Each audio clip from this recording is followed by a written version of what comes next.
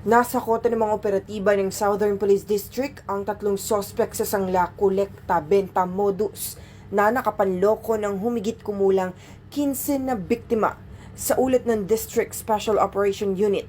Naganap ang operasyon sa loob ng isang restaurant sa poblasyon Muntinlupa City bandang alas 3 ng hapon kahapon. Ang mga sospek ay naaresto matapos maganap ang entrapment operation habang isinasagawa ang kanilang iligal na transaksyon.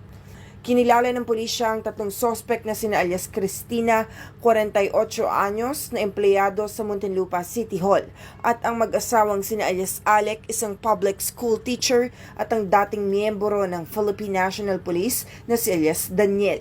Ang modus po ng ating suspects ay isasanla po nila yung isang property na kung saan ay nagkaroon po sila ng kontrata o kasulatan.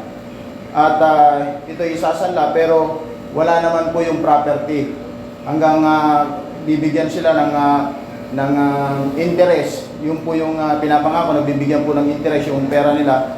Magbibigay po ng isa o dalawang beses, and then sa mga sumusunod po wala na po silang ibinibigay. Ayon sa mga biktima, sabihin na po natin na naloko niyo po kami kasi property niya po, doon po siya nakatira, teacher po siya, pulis ang asawa niya, employee ang mother niya sa City Hall. So sino ba ang magkakaroon ng doubt na gagawa sila ng ganong scheme? Nung nalaman ko 4 na araw pa lang na nakasangla po pala sa iba, pinuntahan ko po doon sa bahay nila. Sabi ko, ano po, ba't masamang biro po itong ginawa niyo sa akin? Nakasangla na po pala to, sinangla niyo pa pala sa amin. Malaking tiwala ko sa kanya kasi estudyante namin po siya.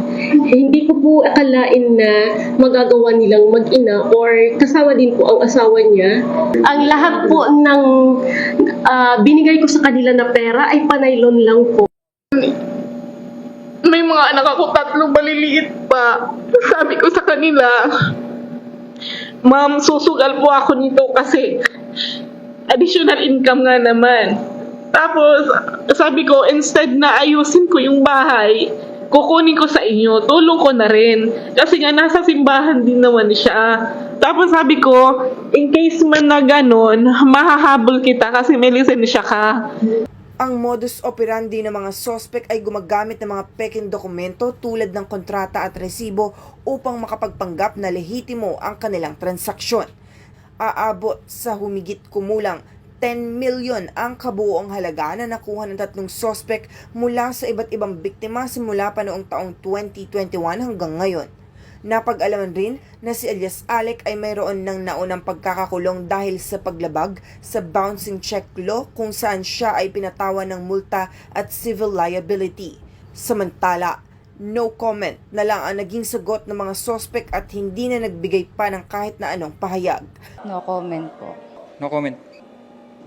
No comment po. Mahaharap sa kasong paglabag ng estafa ang mga naarestong sospek.